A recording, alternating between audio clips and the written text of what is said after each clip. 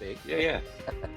Well, it's great to meet you, man. I'm looking forward to getting into your life as a coach and a business pro. And before we get to that point, I want to ask you, 4 years ago, we were trying to figure out how long this pandemic was going to last, how it was Yeah. going to affect us. How did you get through that time period and how did it change you? Um, wow, that's a great question. I, Probably the biggest change, especially from a coaching perspective, is um, I was working with my athletes and suddenly just events just dropped off the calendar. I Yeah. mean, they were just gone. Um, and there was no hope or no real sense of like when is this like when do we get through this. And I actually had a lot of I probably lost half my clients because a lot of them were like, well, what's the point if you couldn't even go to a gym. We didn't know what the rules were. There was no, I mean, all these races getting canceled. So it was really the biggest change and impact to me is I really had to get creative and help people stay motivated when you take away events and things people are, shooting for. So I had to get real creative with my athletes and clients to figure out how do we address this new normal. Um, and thankfully, events started coming back on the calendar as we started to learn more as we had a better understanding how we could control the situation. And we even saw events change their formats just to be able to, you know, exist. So that was probably the biggest change. I think on the plus side, um, because people weren't commuting to work. I mean, I was still working at the time. I gained to roughly probably an hour and a half back into my schedule. So that helped me with my personal training and allowed other folks that I worked with to, find more time to get their training in. And that I think was an upside for a lot of folks. And a lot of folks discovered like, oh, I've got this extra time. I probably should start working on my fitness. Yeah. Yeah. Yeah. It's interesting. About a week and a half or two before the pandemic began, I was getting my son into NHL and we were watching a Blues game. Okay. And one of the guys collapsed on the bench. It was a pretty cataclysmic thing. It was after the first quarter or first period, and they canceled the game. And I remember I was like, wow, they just canceled this game. Little did I know that everything very soon on categorically across the line was just going to get totally wiped out. I remember spring training that year. My son's a big fan. We're big baseball fans. And when Okay. that went away, it was just like, wow, this is crazy. Like Yeah. everything, because it wasn't just like one thing. Every single thing that we were interacting with within our worlds was changed. But sports was the strangest things because I've grown up watching sports my whole life and being involved with it. And it was like, wow, this is crazy. So, Yeah, saying well, there's such a rhythm. I mean, there's a rhythm of spring training starts, then uh-huh. the season starts, and then all the sports have there's the preseason football, and they just have this rhythm. And that was probably the most disruptive part for most folks was just those patterns and rhythms in life got so disrupted, and everybody was standing around searching for, okay, now what? Yeah, yeah, absolutely they Yeah, were. So let's get to the heart and soul of what you do for a living right now in sure. 2024. I'm going to put you in front of a bunch of third grade students at career day. And one of the kids says, hey, what do you do for a living? How do you answer them? Well, we have a fancy tagline, but since it's third graders, um, really what my business partner and I, really work with folks to help them achieve. Let me think the best way to say this. Um, we really want to create inspired, passionate, capable people in work, sport, and life.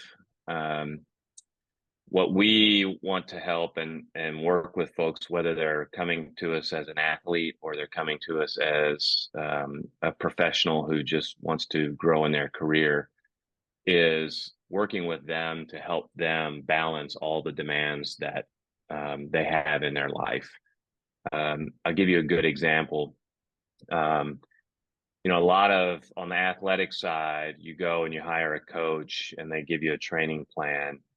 Often that training plan doesn't care that you're a parent. It doesn't care that you have a 50, 60 hour plus week at work. It says you need to do these workouts.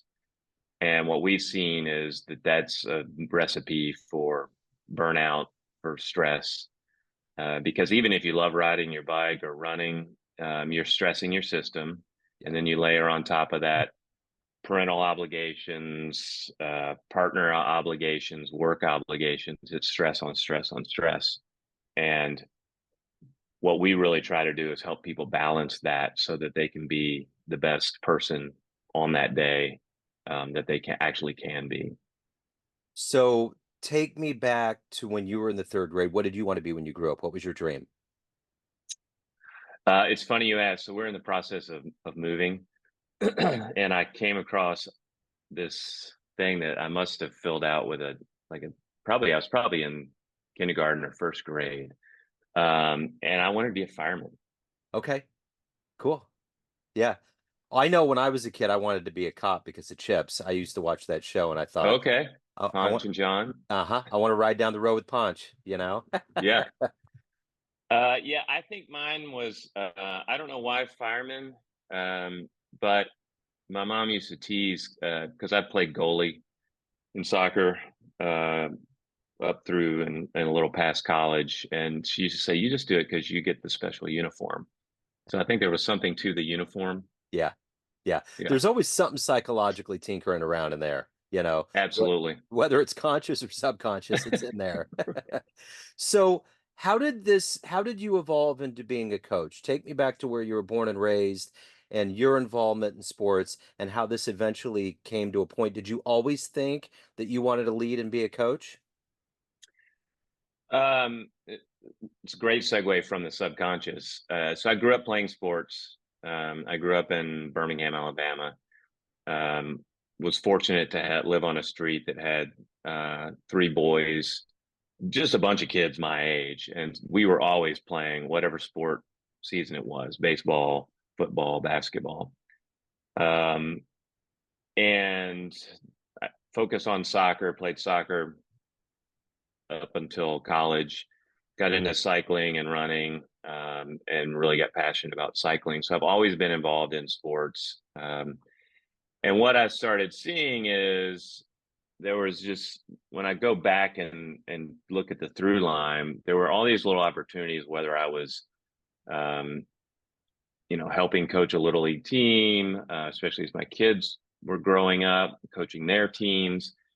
Even at work, I would find myself teaching, and that's really as a coach, part of our job Yeah. is teaching. And as I started doing things like running marathons, doing triathlons, I'd have friends reach out to me and say, "Hey, I saw you did that thing that I've always wanted to do. Could you, help me out?" And so I would say, "Sure." And I'd share, part of I think it's my responsibility to, so many people help mentor me as I was coming up, whether it was in soccer or in cycling, and I feel an obligation to pass that on and pay that forward. Um, so I would help these friends, and I'd develop training plans, answer questions, and that went on for a long time. And then I started thinking, like, wait a minute, I really love this. People pay people to do this. So I started a company called Stage 22 Performance about probably 7 or 8 years ago. Coached under that name for about 3 or 4 years before my coach and my current business partner reached out to me and said, "Hey, would you ever think of partnering with another coach?" And I said, "Sure, but there's only one that I would partner with, and that's you." And so we started Meta Endurance a little over 2 years ago. Our philosophies are very similar. Our approach to coaching are very similar. And it's great having a partner. So whether we're, you know, talking through an athlete's plan. It's someone to bounce ideas off of. She's Holly Benner is her name. She's a former professional triathlete, has an amazing background in sport and in life, and so it's just I think we bring out the best in each other, and it's kind of been my evolution to becoming a full-time coach. So, as a coach, when you look back to all of your competing days, what was one of your favorite um, days competing? What was a magical moment that you experienced that was a lot of fuel for you in your career? Um, I think there were two, and they're different examples. So I think if you'll indulge me, Yeah. the first one was my senior year in college, and we had a coach named Sonny Travis, and in between my junior year and my senior year, he called everybody in individually and said, "Hey, let's talk about what you want to do next year," and basically a goal setting. And I said, I want to be all conference. Uh, I had this list of two or three things, and he said, "Okay, these are good. I think they're achievable." He said, "What do you need um, from me?" And I said, "I need you to hold me accountable and make sure that I'm working, as hard as I possibly can." And he did. And I mean, just kept my nose to the grindstone, and I did earn all conference honors and team MVP honors. And it was, to me, as I look back, I realized how impactful that was about someone sitting down, talking through goals, helping set realistic goals, goals that are a stretch yet achievable. And then being there as my accountability partner to hold me accountable to make sure I was doing everything I could to be successful. I think the other was doing my first Ironman. And the biggest impact I think that had on my life was really learning how to control what you can control and stay in the moment. Um, you know, it's depending on how fast you go, it's an 11 to 16-hour day Yeah. of constant movement. And when you're swimming, you can't be thinking about the bike. You can't be thinking about the run. You have to just think about the swim. And that's the way you get through it.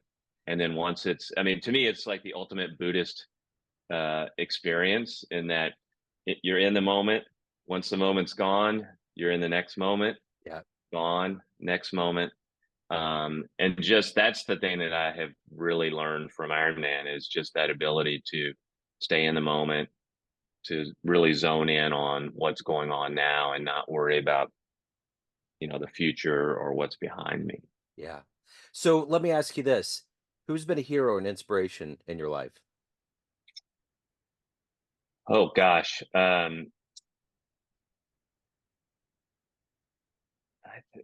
I've got a bunch. I actually have a list of 10. Okay. I won't give you the whole list, but I mean, it's basically my wife and kids. Um, they they're my heroes. I mean, I see how all three of them. I have two adult daughters, an amazing wife that such hard workers, so driven, so focused, so motivated. When I'm feeling less motivated, they're there to pick me up and you know hold me accountable. Um, Definitely my parents. I draw on the lessons that I learned from them every day. Uh, oh, I remember mom saying that, or dad saying this. And then certainly I've had some great coaches along the way, both in uh, soccer and in other sports that have just been, really there for me, taught me lessons that I still carry with me today. So if you could meet one athlete or one coach on the planet right now that you find fascinating or inspirational, spend a little time with them, who would that be? Ooh, um, the first person that came to mind was Steph Curry. Okay. Just, and I'm not a big NBA. I mean, I live in Kentucky, so college basketball is king. Yeah.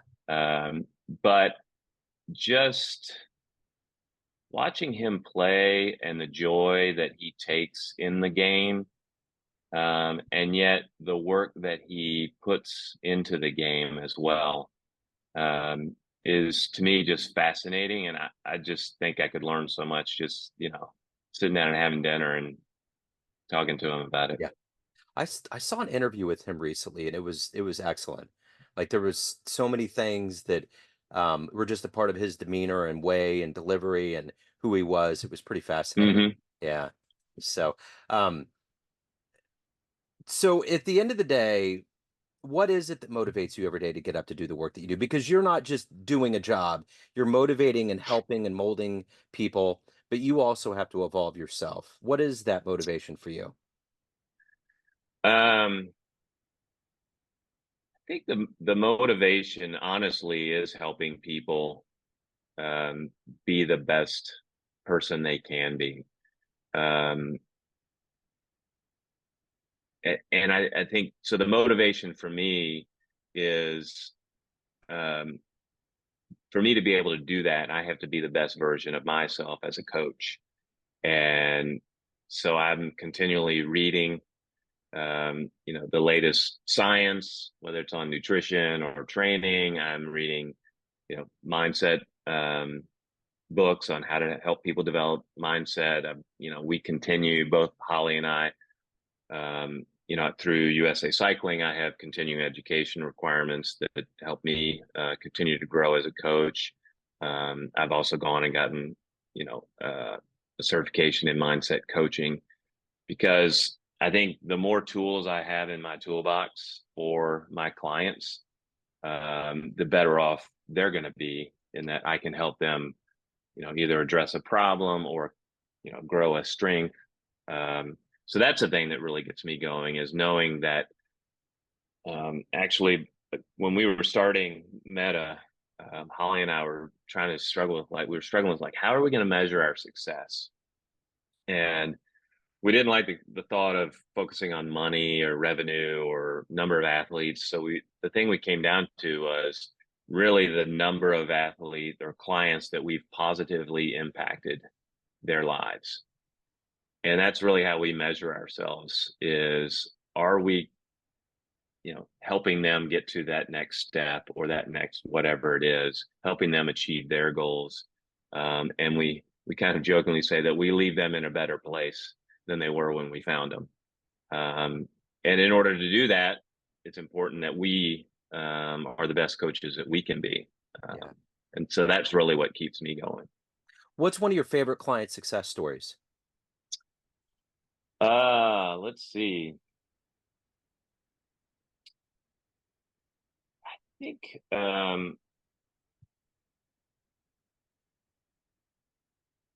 that's a really good question. God, I'm trying to think of what the best one is. I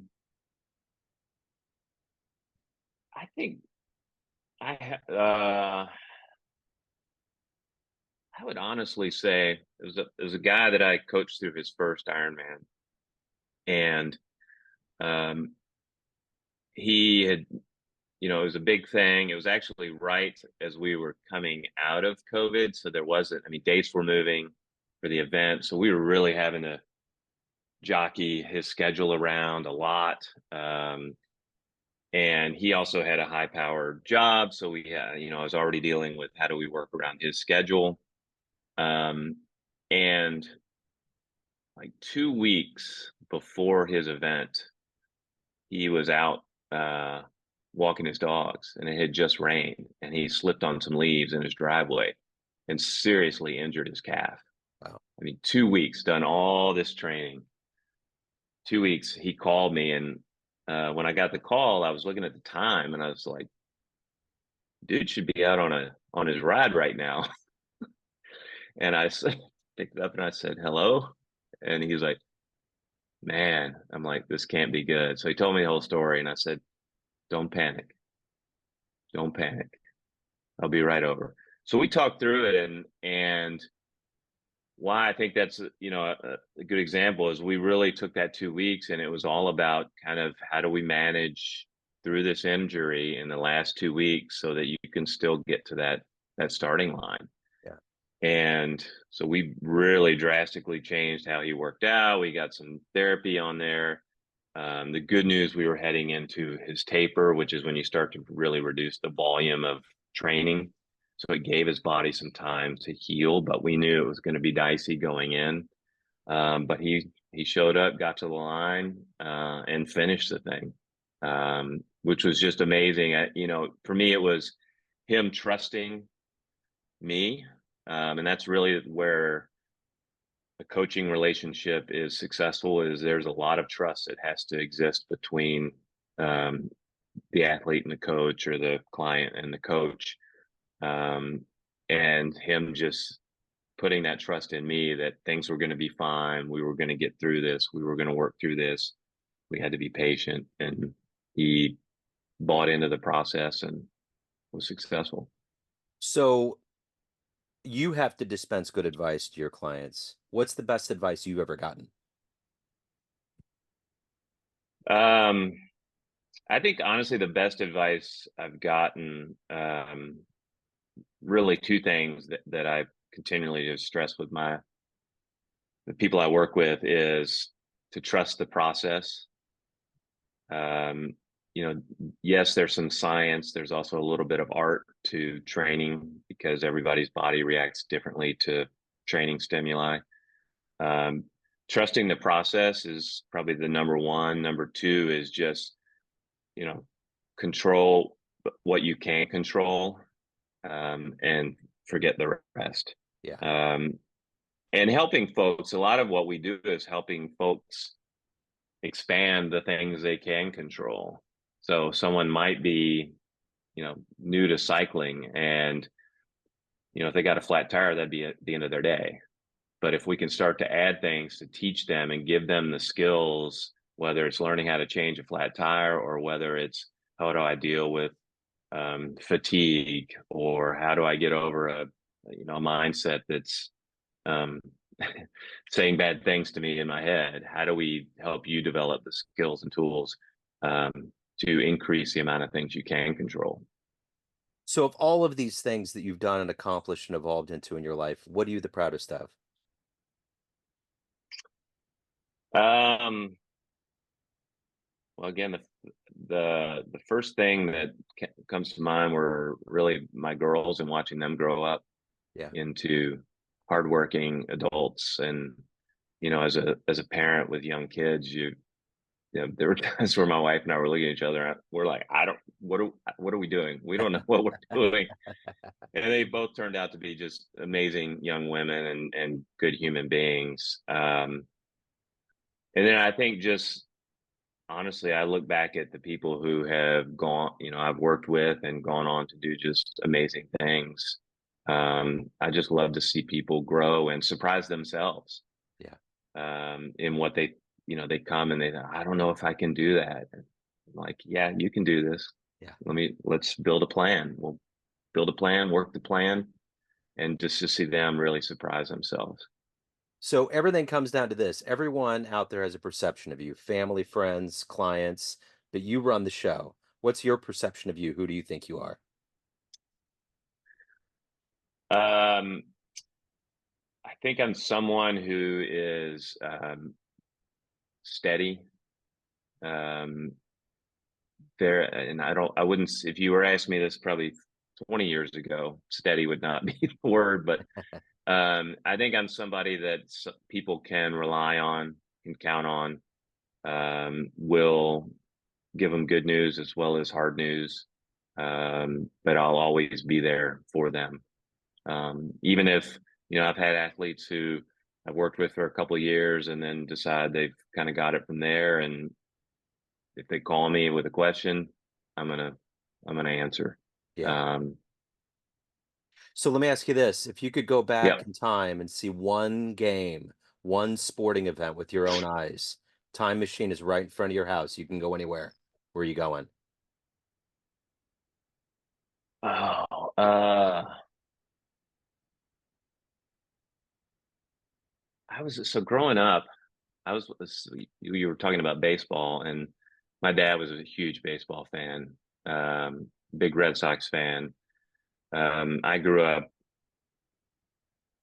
with being more of a Cincinnati Reds fan, but he taught me how to score baseball the old way, with the book. And so I scored all the, I think it was the year the Red Sox and the Reds were in the World Series. And I remember as a young kid scoring that and watching every game. And I think back and I would love to have gone to see one of those games in Yeah. person. So your dad would not like my answer. My answer, okay, so my dad grew up in Long Island, but I'm a Okay. Royals fan, and Okay. so I'm split between them. I would love to be in the crowd, game six, when that ball went underneath Buckner's legs. Okay. Just No, he would not have liked no. But that. this is the weird thing, and I don't know if he realized this. Billy Buckner was always pulled out of the game around the fifth inning because the just the weather would get colder and his knees were really bad. They only Hmm. put him in there because there was an out or two to go and they wanted him to be on the field to win the championship. Isn't Interesting. that weird? Wow. Just That is weird. the subtext of all of these stories that we revere and marvel at, it's like it's wild, man. Just totally wild. Well, that's the thing I think that's amazing about baseball is, a lot of people will watch it and go, this game is so slow and boring. And yet, if you're a true fan of baseball, there is so much going on the field Yeah. all the time. Yeah. And the thing that amazes me about baseball players, I love cats. They're like cats. They're all like languidly walking around, doing their thing, chewing their gums, spitting their seeds. But when something happens, they are Pooh. like cats. They're going to land on Yeah. their feet and they're going to do something, and you're going to be like, "How did they do that?" Yeah. It's Yeah. wild. It is. It is. It's like, and soccer is very similar. I mean, a lot Yeah, of people, find it kind of boring. It's just a ball moving up and down the field, but there's just, if you know what you're looking for, yeah. there's just amazing stuff going on all the time. I got addicted to indoor soccer, and we got a really good team, the Kansas City Comets here, and that's Okay. great. Indoor soccer, and the goalies that play, man, they're the heroes because that stuff is flying like crazy at them constantly, and they're always on it. So Yeah, I played indoor for a few years, and it's as a goalie, and it's that's the thing is you have to stay. That's actually one of the things I liked about it because playing outdoor, there's a lot of standing around if you're a goalie. yeah, Um, but indoor, you're one more part of the play, yeah, and it's you have to be on alert all the time because that absolutely. ball, as soon as you clear it, it can come right back at you. Yeah, absolutely. Yeah. So if anyone out there, Michael, wants to hire you, learn more about you, reach out, what the good business, where do they go? The best place, we're most active on Instagram, and that's at Meta with two T's, METTA Endurance. Um, you can also find us on the web at metaendurance.com or email me at michael@metaendurance.com. Excellent. Michael, this has been fascinating. Thank you so much for Yeah, your story. thank you for the time. Yes, sir. Thank you.